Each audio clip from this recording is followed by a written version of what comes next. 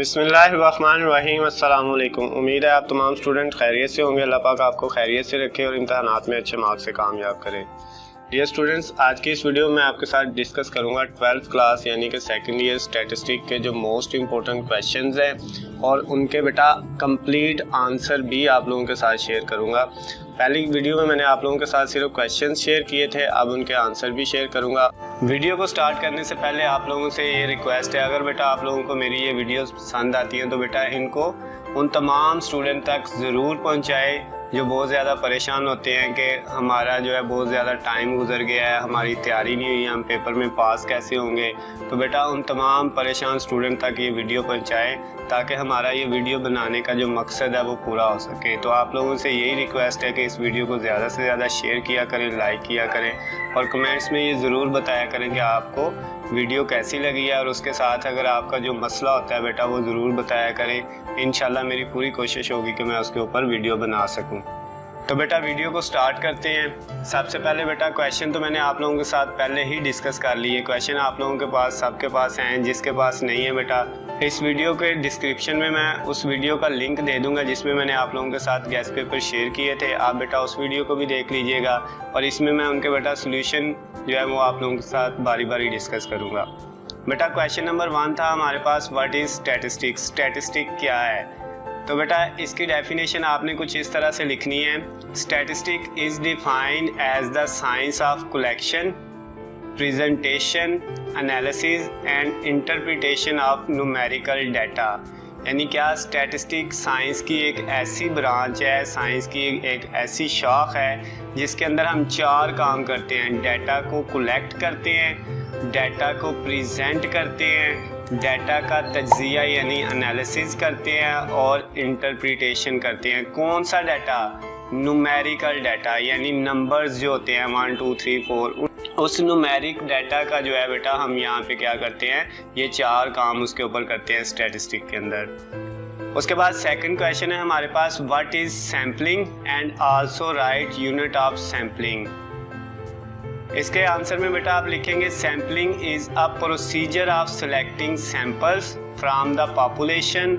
यानी सैम्पलिंग क्या है? एक ऐसा प्रोसीजर है जिसमें हम क्या करते हैं, पॉपुलेशन से सैंपल को सिलेक्ट करते हैं। सैंपल बेटा पॉपुलेशन का एक छोटा सा पार्ट होता है, एक छोटा हिस्सा जो होता है ना पूरी पॉपुलेशन का, उसको हम क्या कह देते हैं, सैंपल।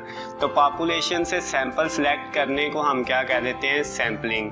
अगर हम बात करें यूनिट ऑफ सैम्पलिंग की तो उसमें बेटा आप लिखेंगे the unit of sampling are those units of population from which a sample is taken. Sampling के जो यूनिट होते हैं वो यूनिट होते हैं पॉपुलेशन के जिनकी बेस के ऊपर हम सैंपल जो है वो पॉपुलेशन का सैंपल जो है वो क्या करते हैं, लेते हैं। These units must be distinct and exhaustive. और ये ऐसे यूनिट होने चाहिए जो डिस्टिंक्ट हों, दूसरों से अलहदा हों और एग्जॉस्टिव और मुकम्मल। एग्जॉस्टिव का मतलब क्या होता है, मुकम्मल हो। यानी सैम्पलिंग के जो यूनिट होते हैं वो दूसरों से अलग होते हैं, डिस्टिंक्ट होते हैं एंड एग्जॉस्टिव और मुकम्मल होते हैं। उसके बाद बेटा क्वेश्चन नंबर 3 था हमारे पास, define normal distribution. Normal distribution क्या है? तो बेटा इसका आंसर आप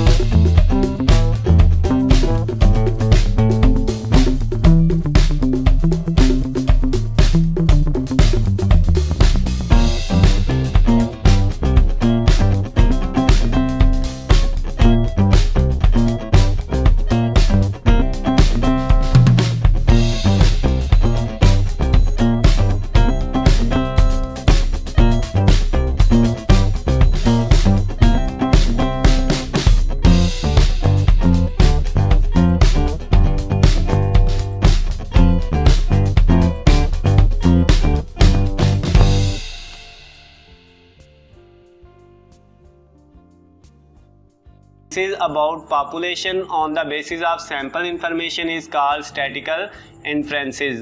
यानी क्या है बेटा आपके पास ये जो पॉपुलेशन के बारे में हम इन्फ्रेंसेस ड्रा करते हैं उस प्रोसेस को हम क्या कहते हैं, स्टैटिकल इन्फ्रेंस कहते हैं। और इसकी दो मेजर टाइप्स हैं, एक एस्टिमेशन और एक hypothesis testing. Hypothesis testing and estimation are major two types of statical inference. उसके बाद बेटा क्वेश्चन नंबर 7 था right properties of normal distribution. बेटा नॉर्मल डिस्ट्रीब्यूशन की प्रॉपर्टीज तो बहुत ज़्यादा हैं जिनमें से हमने 2-4 लिखनी है, क्योंकि शॉर्ट क्वेश्चन कर रहे हैं बेटा, तो मिनिमम 2 होनी चाहिए और मैक्सिमम 4, यानी कम से कम अगर आप लिखें तो 2 तो होनी चाहिए, और अगर ज़्यादा से ज़्यादा भी लिखना चाहें तो 4 से ज़्यादा ना लिखे, क्योंकि आपका 2 नंबर का क्वेश्चन होता है। तो इसमें बेटा पहली इसकी प्रॉपर्टी है it is a bell shape distribution. क्या है बेटा, ये एक बेल शेप डिस्ट्रीब्यूशन होती है, बेल की शक्ल की जो है ना, ये हमारे पास इसका ग्राफ बनता है। Number 2 it is a symmetrical distribution. Symmetrical distribution का मतलब यह है इसमें मीन, मीडियन और मार्ड तीनों क्या होते हैं, इक्वल होते हैं नॉर्मल डिस्ट्रीब्यूशन के अंदर। उसके बाद बेटा इसकी जो फोर्थ वाली प्रॉपर्टी है वो है the total area under the curve is unity. Unity mean 1, यानी इसका जो टोटल एरिया होता है वो किसके इक्वल होता है, नॉर्मल डिस्ट्रीब्यूशन का, वो बेटा 1 के इक्वल होता है। उसके बाद क्वेश्चन नंबर जो 8 था वो ये है define simple linear regression. Simple linear regression से क्या मुराद है, तो इसका बेटा आप आंसर कुछ इस तरह से लिखेंगे, simple linear regression describe the dependence of the expected values of the dependent variable y as a linear function of the independent variable x, then the regression is called simple linear regression। यानी बेटा अगर आपके पास एक dependent variable y और एक independent variable x, उन दोनों के दरमियान में जो ताल्लुक है, जो डिपेंडेंसीज हैं, उनको जो लाइन जाहिर करती है उसको हम कहते हैं सिंपल लीनियर रिग्रेशन लाइन। जैसे y equal a plus B X होता है बेटा, वो वाली जो लाइंस होती हैं वो सिंपल लीनियर रिग्रेशन लाइंस कहलाती हैं। उसके बाद अगर क्वेश्चन नंबर 9 देखें तो उसमें कहता है find slope and y intercept of the line whose equation is 3x minus 5y is equal to 20। तो बेटा इसमें हमने करना क्या है, ये हमारे पास जो है हमने इसमें y इंटरसेप्ट फाइंड करने के लिए और स्लोप फाइंड करने के लिए बेटा हमने स्लोप इंटरसेप्ट फॉर्म यूज़ करनी है। उसका फार्मूला होता है y is equal to M X plus B. ये y नहीं यहाँ पे आएगा, क्या होता है y is equal to M X plus B. तो बेटा आपने इस इक्वेशन में y को लेफ्ट साइड पे रहने देना है, x वाली रकम को दूसरी साइड पे ले आना है, यानी आपके पास जो 5y है वो इक्वल किसके आएगा, 3x माइनस 20 के इक्वल आएगा। फिर y के साथ जो 5 होगा उसको दूसरी तरफ जाके डिवाइड करेंगे तो वो 3/5x आएगा और फिर माइनस 20/5 आएगा। तो जो बेटा आपके पास 3/5x के साथ वैल्यू वो आपका m होगा, m यानी आपकी ये स्लोप निकल आएगी। और उसके बाद जो माइनस 20/5 होगा उसको डिवाइड करेंगे तो -4 और वो आपके पास b होगा, आपका y इंटरसेप्ट होगा। उसके बाद बेटा क्वेश्चन नंबर 10 देखें तो क्वेश्चन नंबर 10 में कहता है व्हाट इज पैरामीटर। पैरामीटर किसे कहते हैं, इसका आंसर आप लिखेंगे numeric data calculated from population is called parameter और पॉपुलेशन पैरामीटर। यानी पॉपुलेशन से जो हम न्यूमेरिक डाटा कैलकुलेट करते हैं उसको हम क्या कह देते हैं, पैरामीटर या पॉपुलेशन पैरामीटर का नाम देते हैं। पैरामीटर हमेशा बेटा क्या होता है, कांस्टेंट होता है और उसको हम हमेशा ग्रीक वर्ड से डिनोट करते हैं, यानी ग्रीक वर्ड से लिखते हैं। उसके बाद क्वेश्चन 11 है differentiate between estimation and estimator. Estimation और एस्टिमेटर में क्या फ़र्क है। Estimation is a procedure by which we obtain the value of unknown parameter using the sample information. यानी एस्टिमेशन एक ऐसा प्रोसीजर, एक ऐसा तरीकाकार है जिसमें हम क्या करते हैं, अननोन वैल्यूज पैरामीटर की फाइंड करते हैं फ्रॉम सैंपल इंफॉर्मेशन। यानी जो सैंपल की इंफॉर्मेशन होती हैं उनको यूज़ करके हम अननोन पैरामीटर की वैल्यू को फाइंड करते हैं। ये हमारे पास कहलाता है एस्टिमेशन। और अगर एस्टिमेटर की बात करें तो ये क्या कहता है, एस्टिमेटर इज अ रूल और formula that is used to estimate some population parameter. यानी ये एक फार्मूला है, एक रूल है, तरीकाकार है जिसको हम इस्तेमाल करते हैं क्या करने के लिए, एस्टिमेशन करने के लिए, यानी पैरामीटर की वैल्यूज को फाइंड करने के लिए। एस्टिमेशन है पैरामीटर्स की वैल्यू को फाइंड करना। जो मेथड, जो फार्मूला उसके लिए इस्तेमाल करते हैं उसको एस्टिमेटर कहते हैं बेटा। उसके बाद क्वेश्चन नंबर 12 है, right additive model of time series. Time series के आपने एडिटिव मॉडल के बारे में जो है वो बताना है क्या होता है। कहता है ये एक कॉमन अप्रोच ऑफ मॉडलिंग है, यानी एक ऐसी अप्रोच है टाइम सीरीज की जिसके अंदर क्या होता है, in which it is assume that the 4 component of time series, उसमें 4 कंपोनेंट हम लेते हैं। कौन कौन से, यानी additive model of time series में 4 टाइम सीरीज के कंपोनेंट होते हैं। एक होता है ट्रेंड कंपोनेंट, उसके बाद सेशनल कंपोनेंट, साइक्लिकल कंपोनेंट और इर्रेगुलर कंपोनेंट। इन चारों को हम क्या करते हैं, are added to form the value of time series. इन चारों को आपस में ऐड करके हम टाइम सीरीज की एक वैल्यू बनाते हैं, उसको हम कह देते हैं additive model of time series. उसके बाद बेटा अगर क्वेश्चन नंबर 13 की बात करें तो उसमें हमने क्या करना था, डिफाइन नॉर्मल फ्रीक्वेंसी डिस्ट्रीब्यूशन। इसकी डेफिनेशन कैसे लिखेंगे, A normal frequency distribution is a theoretical continuous symmetrical bell-shaped distribution function. Its mean, mode and median are all of same and both the tails of the bell curve are infinitely long. क्या कहता है बेटा, ये हमारे पास एक theoretical continuous bell shape distribution function होता है जिसको हम नॉर्मल फ्रीक्वेंसी डिस्ट्रीब्यूशन कहते हैं। इसके अंदर मीन, मॉड और मीडियन ये हमें पहले ही पता है कि ये सारे क्या होते हैं, सेम यानी इक्वल होते हैं। और इसमें जो बेल शेप कर्व बनती है उसके बेटा इस तरह से बेल शेप कर्व बनती है, उसके दोनों साइड जो होते हैं इनफिनाइटली लॉन्ग होते हैं, यानी बहुत ज़्यादा इनफिनाइट लामहदूद होते हैं। उसके बाद बेटा क्वेश्चन नंबर 14 है, what is the relation between binomial and normal distribution. Binomial और नॉर्मल डिस्ट्रीब्यूशन के अंदर क्या फ़र्क है, तो ये हमने पहले पढ़ लिया था। जो नॉर्मल डिस्ट्रीब्यूशन है वो क्या है, limited form of binomial distribution है जिसमें एन, पी और क्यू क्या होते हैं, वो स्मॉल नहीं होने चाहिए। ठीक हो गया बेटा। अगर हम बाइनोमियल डिस्ट्रीब्यूशन को देखें तो वो क्या कहता है, binomial distribution describe the distribution of binary data from a finite sample. यानी बाइनोमियल डिस्ट्रीब्यूशन क्या है, बाइनरी डाटा को डिस्क्राइब करता है एक फिनाइट सैंपल से। उसके बाद बेटा क्वेश्चन नंबर 15 है, write down 4 component of time series. तो वो कौन कौन से हैं, एक है secular trend, number 2 sessional variation, number 3 cyclical fluctuation, number 4 irregular variation. ये बेटा 4 कंपोनेंट है टाइम सीरीज के। उसके बाद बेटा क्वेश्चन नंबर 16 है, in a normal distribution mean deviation is equal to 1.6 then find the standard deviation and variance. तो बेटा मीन डेविएशन का फार्मूला होता है 0.7979 मल्टीप्लाई स्टैंडर्ड डेविएशन। तो यहाँ से आपने क्या करना है, मीन डेविएशन की जगह ये रखा 1.6 जो उसकी वैल्यू थी इक्वल 0.7979 मल्टीप्लाई स्टैंडर्ड डेविएशन। ये जो मल्टीप्लाई इधर राइट पे वैल्यू हो रही है 0.7979, इसको लेफ्ट साइड पे लेके जाएंगे तो 1.6 के नीचे ये जाके डिवाइड हो जाएगी और इक्वल आ जाएगा स्टैंडर्ड डेविएशन। अब 1.6 को डिवाइड करेंगे 0.7979 पे तो ये आ जाएगा 2.005 स्टैंडर्ड डेविएशन निकल आया बेटा। फिर हमें पता है कि वेरिएंस हमने फाइंड करना है, तो वेरिएंस जो होता है वो स्टैंडर्ड डेविएशन का स्क्वायर होता है। तो अब वेरिएंस निकालने के लिए जो स्टैंडर्ड डेविएशन की वैल्यू आई थी 2.005, उसका स्क्वायर लिया तो आंसर वेरिएंस का क्या आ गया, 4.021 आ गया। उसके बाद बेटा अगर हम क्वेश्चन नंबर 17 की तरफ चलें तो क्या है, what is perfect positive association. Perfect positive association क्या होता है उसको हमने यहाँ पे डिफाइन करना है। तो क्या इसका आंसर लिखेंगे, 2 attributes A and B are said to be positively associated if A multiply B greater than A into B divided by N।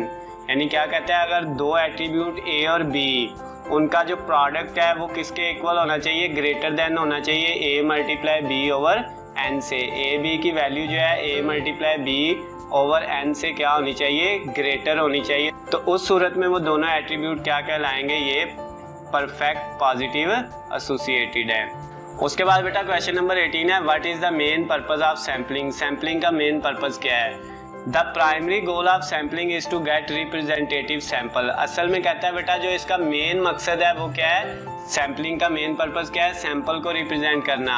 Are a small collection from a much larger collection or population, यानी एक बड़ी population में से एक छोटा सा sample collect करना ही हमारे पास सैम्पलिंग का मेन मकसद होता है।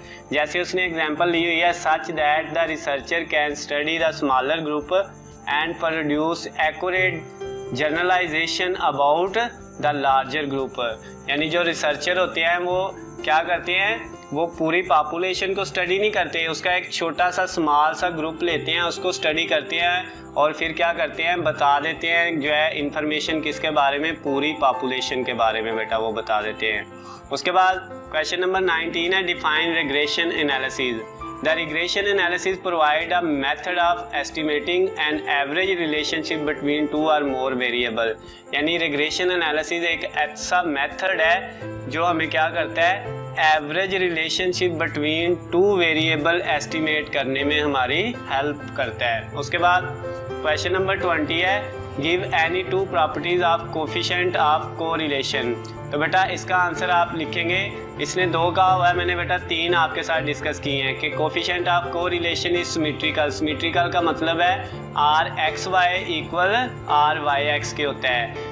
उसके बाद सेकंड है इसकी, the coefficient of correlation is a pure number mean does not depend on measurement. यानी कोफिशिएंट ऑफ कोरिलेशन जो होता है एक प्योर नंबर होता है, यानी वो किसी मेजरमेंट के ऊपर डिपेंड नहीं करता। उसके बाद तीसरा है, the value of coefficient of correlation is always between -1 and 1। तो उसकी वैल्यू जो आर की कोफिशिएंट ऑफ कोरिलेशन आर जो है उसकी वैल्यू हमेशा -1 से 1 के दरमियान में होती है। उसके बाद बेटा क्वेश्चन नंबर 21 है, डिफाइन लेवल ऑफ कॉन्फिडेंस। तो बेटा लेवल ऑफ कॉन्फिडेंस क्या है, in statistic the confidence level indicate the probability with which the estimation of the location of statistical parameter, for example arithmetic mean in a simple survey, is also true for the population. In surveys confidence level of 90, 95, 99% are frequently used। तो बेटा ये level of confidence में हमें क्या कह रहा है, answer तो मैंने बेटा आपको बता दिया, लेकिन इसमें क्या कह रहा है वो डिस्कस कर लेते हैं। कहता है कॉन्फिडेंस लेवल स्टैटिस्टिक में प्रोबेबिलिटी होती है, चांसेस होते हैं किस चीज़ के, estimation of location of a statistical parameter. जैसे अरिथमेटिक मीन है, ये हमारे पास एक स्टैटिकल पैरामीटर है। इन अ सैम्पल सर्वे, यानी जब हम कोई सर्वे कर रहे हों तो उसके अंदर हमारे पास जो है जो स्टैटिकल पैरामीटर है उसके ट्रू होने के उतने ही चांसेस होते हैं जितने पॉपुलेशन के ट्रू होने के चांसेस होते हैं, उसको हम क्या कहते हैं, लेवल ऑफ कॉन्फिडेंस। यानी सैंपल के ट्रू होने के चांसेस को देख के हम क्या कह सकते हैं, हमारी पॉपुलेशन भी इतने % ही क्या है वो ट्रू होगी, तो वो हमारा लेवल ऑफ कॉन्फिडेंस है। यानी हमारा लेवल ऑफ कॉन्फिडेंस आम सर्वेज में कितना होता है, 90% होता है, 95% होता है या 99% होता है, ये हम यूज़ करते हैं।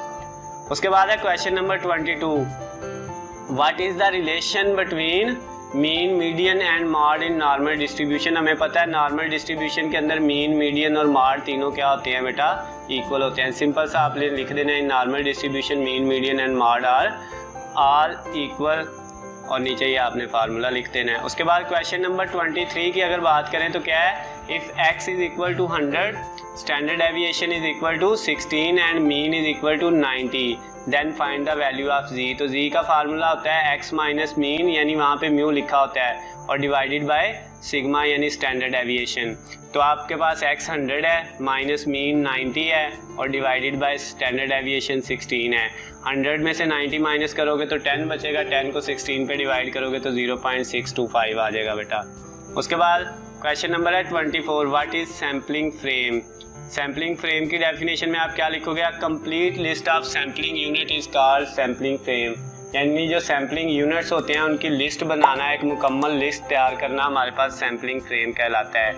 इसकी एग्जांपल में आप लिख सकते हो अटेंडेंस रजिस्टर ऑफ क्लास की जो हम पूरे के पूरा जो है सैम्पलिंग की क्या कर रहे होते हैं, एक लिस्ट बना रहे होते हैं सारे स्टूडेंट्स की, जब हम अटेंडेंस रजिस्टर में अटेंडेंस लगाते हैं। तो ये वाली एक उसकी एग्जांपल हो सकती है। या list of all employees in a company, ये कंपनी के अंदर जो काम करने वाले मजदूर हैं उनकी लिस्ट है। उसके बाद बेटा क्वेश्चन नंबर 25 क्या है? क्वेश्चन नंबर 25 में कहता है define signal and noise.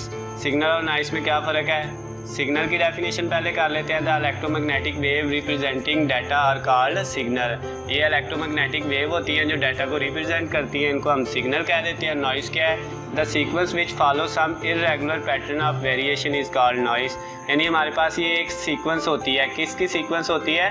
Some irregular pattern की। इर्रेगुलर पैटर्न की जो सीक्वेंस है, तरतीब है, उसको हम क्या कह देते हैं? नॉइस कह देते हैं। उसके बाद बेटा क्वेश्चन नंबर 26 क्या है? इफ़ ए आपके पास दिया हुआ है कितना है? 3,40,000 है, बी की वैल्यू 6,000 है, ए बी की वैल्यू कितनी है? 5,300 और एन कितना है? 70,000। चेक आपने करना है ए और बी पॉजिटिवली एसोसिएटेड है या नहीं। तो ए और बी पॉजिटिवली एसोसिएटेड आपने ऊपर डेफिनेशन भी की थी। ये दोनों एट्रीब्यूट तब पॉजिटिवली एसोसिएटेड होंगे जब ए बी किसके इक्वल होगा? ग्रेटर देन होगा ए इंटू बी ओवर एन। तो अब ए बी की वैल्यू हमें दी हुई है, वो कितनी है? 5,300, उसको रखा, ग्रेटर देन ऐसे ही लगाया। उसके बाद ए की जगह जो है 3,40,000 रखा, बी की जगह 6,000 था वो रख दिया, और डिवाइडेड बाय एन की जगह कितना था? 70,000 वो रख दिया। उसके बाद जब हमने 3,40,000 को 6,000 से मल्टीप्लाई किया तो हमारे पास ये वैल्यू आ गई बेटा। उसके बाद इसको डिवाइड कर दिया 7,000 पे, तो ये कितना आया है? ये आया 29,142.85। लेकिन आपका लेफ्ट साइड पे क्या था? 5300 था सिर्फ, 5,300। तो क्या 5,300 जो है वो क्या है? 29,142 से ग्रेटर है? तो नहीं बेटा, 5300 कभी भी बड़ा नहीं हो सकता 29,000 से। तो इसका मतलब ये फॉल्स हो गया, ये स्टेटमेंट ट्रू नहीं हुई। तो हम क्या कह देंगे? एट्रीब्यूट क्या है? Are not positively associated. Question number 27 हमारे पास क्या है? कहता है difference between fixed and random variable. Fix और रैंडम वेरिएबल के दरमियान में फ़र्क करें। A fixed variable is one that is assumed to be measured with error। बेटा फिक्स वेरिएबल कौन सा वेरिएबल होता है? जिसको हम विदाउट एरर मेजर कर सकते हैं। उसके बाद random variable are assumed to be value that are drawn from a large population of values. Random variable हमारे पास वो वैल्यूज़ होती हैं जिनको हम एक लार्ज पॉपुलेशन से ड्रा करते हैं। उसके बाद बेटा हमारे पास है क्वेश्चन नंबर 28। क्वेश्चन नंबर 28 में कहता है what are type 1 and type 2 errors. Type 1 और टाइप 2 एरर्स क्या होते हैं वो बताना है। बेटा टाइप 1 के बारे में क्या लिखा हुआ है? Type 1 error is occurring when a true null hypothesis is rejected। जब एक true hypothesis रिजेक्ट होता है तो जो एरर आता है उसको हम कहते हैं टाइप 1 एरर कहते हैं, ठीक है। और उसको बेटा हम हमेशा अल्फ़ा से डिनोट करते हैं टाइप 1 एरर को। और अगर हम टाइप 2 एरर की बात करें तो क्या है? Type 2 error is occurring when a false null hypothesis is accepted. और जब एक गलत नल हाइपोथेसिस एक्सेप्ट हो जाता है तो तब भी जो एरर आता है उस एरर को भी हम क्या कहते हैं? टाइप 2 एरर कहते हैं। और उसको हम हमेशा डिनोट करते हैं बेटा किससे? बीटा से डिनोट करते हैं। ओके हो गया बेटा। उसके बाद अगर हम बेटा अगले क्वेश्चन की तरफ चलें तो हमारे पास क्वेश्चन नंबर 29 है define cyclical variation. Cyclical variation को हमने क्या करना है बेटा? डिफाइन करना है। Cyclical variation are due to the ups and down recurring after a period from time to time. यानी बेटा वक़्त के साथ साथ जो हमारे पास अप एंड डाउन, ठीक है, जो तब्दीली आती है, यानी टाइम गुजरने के साथ साथ, जैसे हम किसी कारोबार की एग्जांपल ले लेते हैं, बिज़नेस के अंदर जैसे जैसे वक्त गुजरता है बिज़नेस अप भी हो सकता है, बिज़नेस के अंदर आप तरक्की भी कर सकते हो, और बिज़नेस डाउन भी हो सकता है, उसके अंदर आपको लॉस भी हो सकता है। उस अप एंड डाउन को हम साइक्लिकल वेरिएशन का नाम देते हैं। जैसे उसने एग्जांपल ली हुई है 5 से 7 साल की जो है किसी बिज़नेस के अंदर। उसके बाद बेटा अगर हम बात करें क्वेश्चन नंबर 30 की, तो क्वेश्चन नंबर 30 में क्या कहता है? In a normal distribution mean is equal to 85। बेटा बुक में मीन को म्यू से लिखा होता है, यू टाइप का एक सिंबल होता है। उसके बाद standard deviation is equal to 4.5, इसको सिग्मा से लिखा होता है। देन फाइंड Q3, तो Q3 का फार्मूला है बेटा mean plus 0.6745 multiply standard deviation. इस फार्मूले में बेटा आपने वैल्यूज़ को पुट कर देना है। मीन की जगह 85 आ गया प्लस 0.6745 ऐसे ही आ गया मल्टीप्लाई। उसके बाद स्टैंडर्ड डेविएशन की जगह हमारे पास क्या वैल्यू आई, स्टैंडर्ड डेविएशन की जगह हमारे पास उसकी वैल्यू आ गई 4.5। नेक्स्ट बेटा 85 एज इट इज़, पहले हम इन दोनों वैल्यूज़ को मल्टीप्लाई करेंगे। 0.6745 को मल्टीप्लाई किया 4.5 से तो ये आ गया 3.0353 और 85 में जब इसको ऐड किया तो 88.04 आपके पास आ गया। उसके बाद बेटा क्वेश्चन नंबर 31 में हमें कहता है difference between simple and composite hypothesis. Simple और कंपोजिट हाइपोथेसिस के दरमियान में हमने फ़र्क बताना है बेटा। तो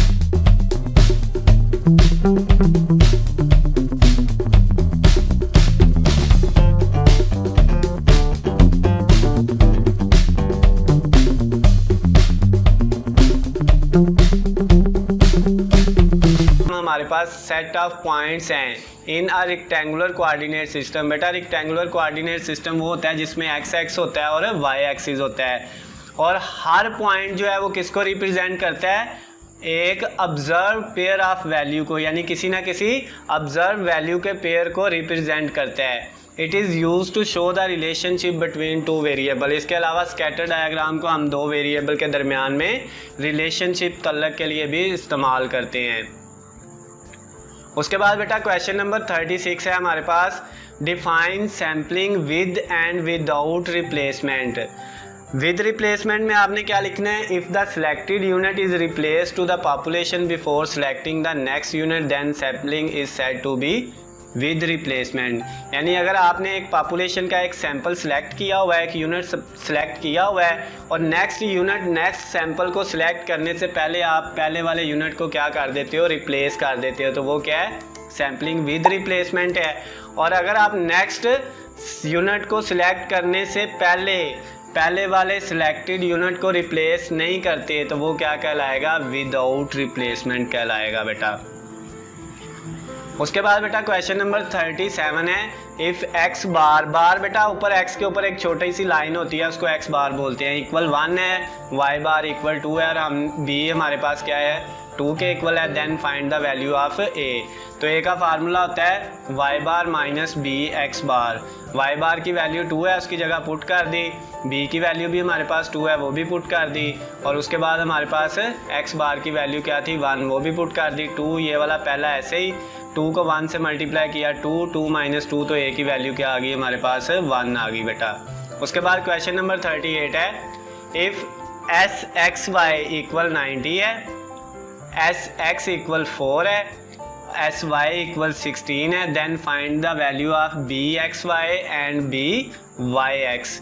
अब बेटा इनको हम फाइंड करते हैं। बी वाई एक्स का फार्मूला क्या है, S X Y over S X का स्क्वायर। अगर आपके पास बी वाई एक्स यानी बाद में एक्स आ रहा है तो नीचे एक्स स्क्वायर आएगा, और अगर बेटा नीचे ये फार्मूला देखें बी एक्स वाई का, तो इसमें बाद में वाई आ रहा है, तो इधर फार्मूले में भी जो है नीचे ऊपर तो एस एक्स वाई आएगा और नीचे वाई का स्क्वायर आ जाएगा। बेटा एस एक्स वाई की वैल्यू 90 है, पुट की, एस एक्स की वैल्यू 4 थी, ऊपर स्क्वायर लगा दिया हमने, और अब बेटा 90 के नीचे हमने 4 का स्क्वायर लिया 16, 90 को 16 पे डिवाइड करेंगे तो 5.65 आ जाएगा बेटा, 5.63 आ जाएगा। उसके बाद b जब एक्स वाई निकालेंगे तो नीचे बेटा x की जगह अब एस वाई का स्क्वायर आना है, तो एस वाई की वैल्यू 16 थी, 16 का स्क्वायर लेके 90 पे डिवाइड करेंगे तो 0.35 आ जाएगा बेटा। उसके बाद बेटा हमारे पास है question number 39, define the term secular trend. इसका आंसर बेटा आप लिखेंगे, अ secular trend is a long term movement which indicate the general direction of variation in the time series. यानी सेकुलर ट्रेंड हमारे पास क्या होता है, एक लॉन्ग टर्म मूवमेंट है जो असल में टाइम सीरीज के अंदर जो वेरिएशन तब्दीली आती है उसकी जनरल डायरेक्शन को शो करती है बेटा। उसके बाद क्वेश्चन नंबर 40 है, what is meant by attribute, a characteristic which change only in quality from one individual to another is called an attribute, for example education level. कहता है बेटा ये एक ऐसी खसूसियात होती है जो सिर्फ किस में चेंज होती है, क्वालिटी में, from one individual to another, यानी एक इंडिविजुअल से दूसरे इंडिविजुअल तक। उसकी एग्जांपल है जैसे एजुकेशन का लेवल है। उसके बाद बेटा क्वेश्चन नंबर 41 में क्या कहता है, define point of inflection. The point of inflection of normal distribution is equidistant from mean. There are at x equal mean minus standard deviation and x equal mean plus standard deviation। यानी हमारे पास point of inflection दो हैं बेटा, एक x is equal to mean minus standard deviation है और दूसरा क्या है x is equal to mean plus standard deviation. ये नीचे लिखा हुआ है, there are 2 points of inflection in a normal distribution. उसके बाद बेटा क्वेश्चन नंबर 22 है, define the meaning of census. A census is a survey conducted on the full set of observation object belonging to a given population। यानी senses एक सर्वे है, किसका सर्वे, जो हमारे पास गिवन पॉपुलेशन दी हुई है उसके ऑब्जेक्ट का सर्वे जो हम कंडक्ट करते हैं उसको हम क्या कह देते हैं, सेंसिस कह देते हैं। उसके बाद बेटा क्वेश्चन नंबर 43 है, describe the meaning when r is equal to 0। जब r इक्वल 0 होगा तो देन क्या होगा, there is no correlation between x and y। इसका मतलब क्या है कि दोनों वेरिएबल x एंड y दोनों एक दूसरे के इंडिपेंडेंट है। उसके बाद बेटा क्वेश्चन नंबर हमारे पास है 44, find the ordinate of curve at z equal minus 0.84। तो बेटा z इक्वल माइनस 0.84 है, दोनों तरफ फाई ले लेंगे और बेटा फाई की वैल्यू हमें टेबल से निकालनी आती है। टेबल आप बेटा टेबल नंबर 9 में जाके फाई की वैल्यू निकालेंगे माइनस 0.8 के 4 वाले कॉलम में, तो बेटा वो आपके पास आ जाएगी 0.2803। बेटा जिसको ये नहीं निकालनी आएगी बेटा वो मुझसे पूछ सकता है, वैसे चैनल के ऊपर मेरी वीडियोज़ इसके बारे में है, चैप्टर 10 के बारे में। उसके बाद बेटा हमारे पास क्वेश्चन नंबर है 45, what is curve fitting. Curve fitting क्या है, curve fitting is a process of estimating, ये एस्टिमेशन का एक प्रोसेस है, from an observe sample the parameter of population regression function of a response variable on a regression variable. उसके बाद बेटा question number 46 है। What is contingency table? Contingency table क्या है? कॉन्टीजेंसी टेबल हमारे पास क्या होता है? A simple random sample of N element selected from a population that has been classified into R categories. यानी हमारे पास ऐसे एलिमेंट होते हैं पॉपुलेशन के जिनको हम सेलेक्ट करते हैं आर कैटेगरीज में, जैसे A1, A2, A3, A4 so on AR। ये कौन से एट्रीब्यूट के हैं? A एट्रीब्यूट के। और C कैटेगरीज किसकी हैं? B की, B1, B2, BC, और ये B एट्रीब्यूट है। Will produce a two way table, और वो टेबल जो है वो कॉन्टीजेंसी टेबल कहलाता है, जो A और B मिलकर बनाते हैं। दो एट्रीब्यूट A और B से जो टेबल बनता है उसको हम कॉन्टीजेंसी टेबल का नाम देते हैं बेटा। उसके बाद क्वेश्चन नंबर 47 है, define principle of least square. The principle of least square is that the sum of square of deviation of observe value from the expected value should be least. बड़ा simple है बेटा, इसको ऐसे कर लेने। उसके बाद क्वेश्चन नंबर 48 है, if G negation N 0 and 1 then find P of Z less than -1.96। बेटा बड़ा इंपॉर्टेंट शॉर्ट क्वेश्चन है, सिंपल है। P of Z less than कोई भी कांस्टेंट वैल्यू हो, यहाँ पे -1.96 लिखा हुआ है, कोई भी इसकी जगह लिखी हो तो इसकी जगह फार्मूला आता है फाई ऑफ वो वाला कांस्टेंट जो यहाँ पे जी लेस देन के बाद लिखा हुआ है, तो फाई ऑफ ये वैल्यू टेबल से बेटा निकाल लेनी है आपने, आपका आंसर आ जाएगा। उसके बाद बेटा 49 वाला क्वेश्चन है, describe the hypothesis testing. The hypothesis testing is a procedure to determine whether or not an assumption about some parameter of population is supported by the information obtained from observed random sample। यानी hypothesis testing एक ऐसा procedure है जिसमें हम ये check करते हैं, ये डिटरमिन करते हैं कि जो हमारे पास रिज़ल्ट अजम्पशंस आई हैं पैरामीटर ऑफ पॉपुलेशन की, क्या वो उन इंफॉर्मेशन को सपोर्ट करती हैं जो हमने ऑब्ज़र्व की थी रैंडम सैंपल से। उसके बाद बेटा लास्ट वाला क्वेश्चन है, क्वेश्चन नंबर 50 हमारे पास, define rank correlation. The correlation between rank of individual for both the variable x and y is called rank correlation। यानी x और y के दरमियान में जो correlation होता है रैंक का, वो हमारे पास रैंक correlation कहलाता है। इसके साथ ही बेटा हमारे जो 50 शॉर्ट क्वेश्चन थे स्टैटिस्टिक के गेस्ट पेपर्स के अंदर, वो बेटा हमने सब के सब को सॉल्व कर लिया, सब के आंसर बेटा मैंने आप लोगों के साथ डिस्कस कर दिए हैं। तो बेटा जो लोग हमारे चैनल पे न्यू हैं, अगर उनको बेटा हमारी ये वीडियो पसंद आई है तो वो बेटा चैनल को सब्सक्राइब कर लें और बेल आइकन के बटन को प्रेस कर लें।